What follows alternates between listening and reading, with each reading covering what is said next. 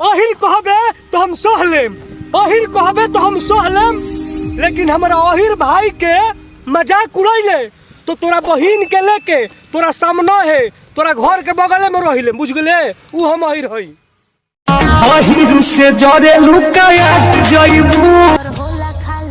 अरे माधर चोद, राजभर के जामल हई आन बान शान कबो ना जाई, कि भरद्वाज के जामल हई आन बान शान कबो ना जाई।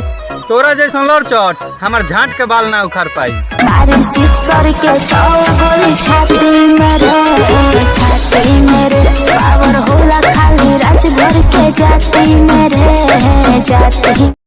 राजभर के गांव में मत घुसिए ताव में, राजभर के गांव में मत घुसिए ताव में। बेटा पिसा जेबे, बेटा पिसा जेबे, के पूछबो ना करी कोबी के भाव में। दरद कुछु ऐसन खास देहब हो, राजभर हई भीतरी ले धास देहब हो, राजभर हई भीतरी ले धास देहब हो।